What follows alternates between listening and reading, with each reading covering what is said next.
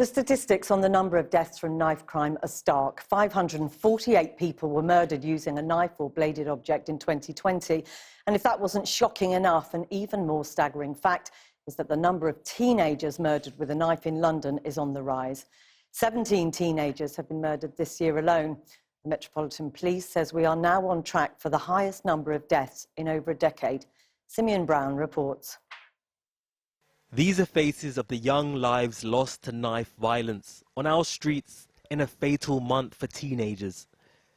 Jalen Woods Bell, stabbed outside a West London school, was 15 years old. Benjamin Orton was 17. He was stabbed outside a cinema in Derbyshire. Donado Samuels Brooks was chased on a South London high street and killed. He too was just 17.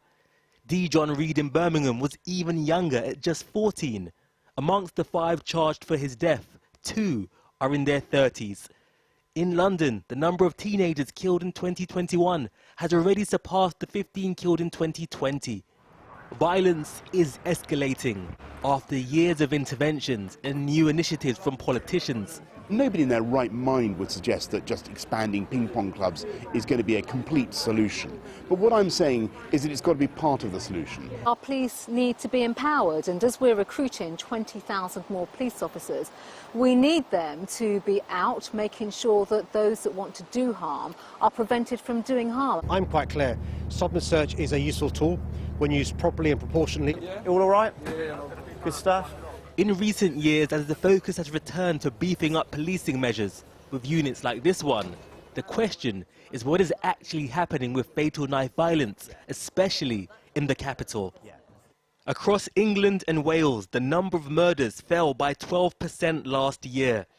Even in London, there has been a downward trend in homicides over the past 20 years. Last year in 2020, the number of murders were 42% lower than 2003. In this 17-year period, almost 1 in 5 murders were identified as domestic violence. Half were caused by knives or sharp objects, and the majority of victims were white. Over the past year, serious crime is down 22%. But if that sounds positive, there is a downside.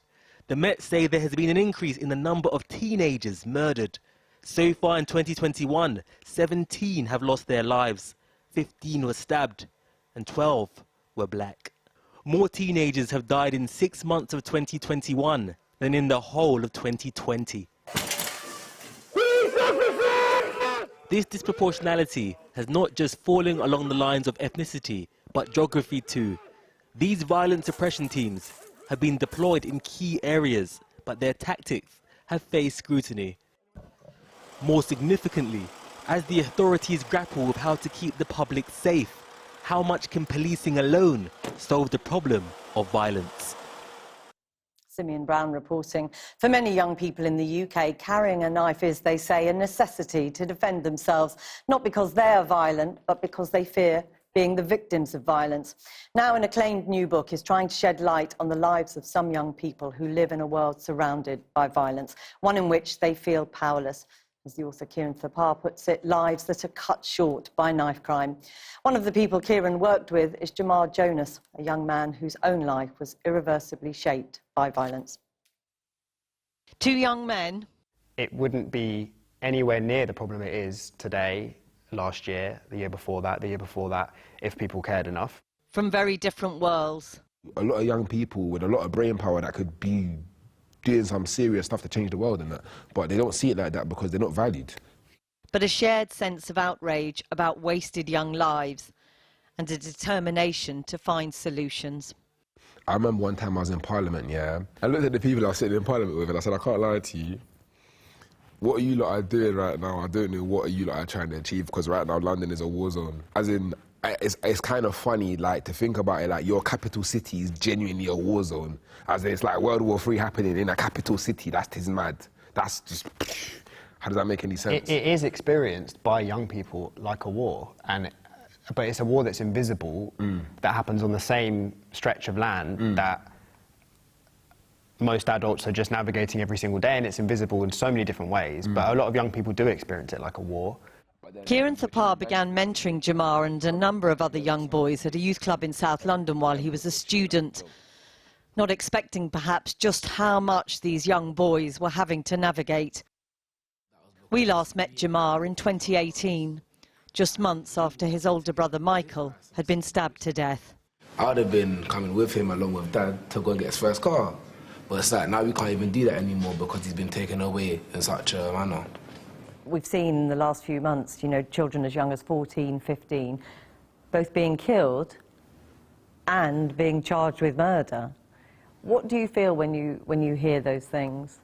It's gonna sound crazy, but I feel like I'm kind of numb to it now, because it's like, even my areas, like I walk through my area, like as in the way I leave my house now, is like I leave my yard, I might not make it home today, innit? I know I'm not involved in anything, but I might not make it home today. I nearly got shot from mistaken identity. Like I've seen knives get pulled out on people. I've had knives pulled out on me. Like it's just normal, innit? It's an indictment against a reality that has been allowed to happen. And not only has the reality of youth violence been allowed to happen, we've come out of a pandemic, and for the last 10 years, all the lifelines that could maybe, just maybe, help public health now, in many different ways, are gone. In the decade from 2010, the YMCA says almost 5,000 youth workers have been cut, more than 700 youth clubs closed.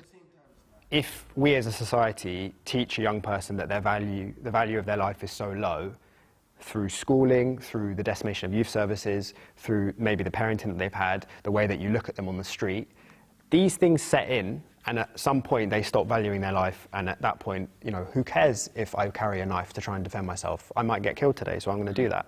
You know, the stakes become completely different, and they become invisible when adults aren't paying attention, which we haven't been.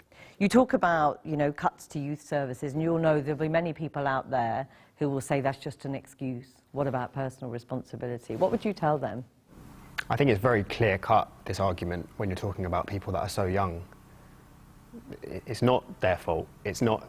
When you're under 18, I mean, I'd say under 25, but under 18 especially, like a lot of young people who end up getting involved in violence are, and the ages of people being stabbed to death are, you know, 13, 14, 15. These are not outliers now, these are normal, these ages. Having been mentored by Kieran, Jamar, just 19, now mentors young boys himself. Both men are in no doubt that keeping at-risk young people in school is vital to keeping them safe and providing them with opportunities and a sense of value. From in the institutes that should have been helping them grow, they've been dashed out of it. So it's like, what can they do? And not every single one of them have those parents that can actually keep them grounded. Do you know what I mean? So it's like, if the parents ain't physically capable of doing it, and then you've got the schools that ain't trying to assist further neither, then it's like, and then you've also got the communities that are either too scared or don't care enough. It's like, what do you expect these guys to do? I think when you exclude a child from school, it sends a message that overrides every other message that that young person could receive, which is that we don't want you and you don't belong. The Met Police have put out this very direct appeal saying there have been so many deaths of young people, you know, they're worried about the summer. Will that be helpful? Like, a lot of guys die in summer. That's just the truth, innit?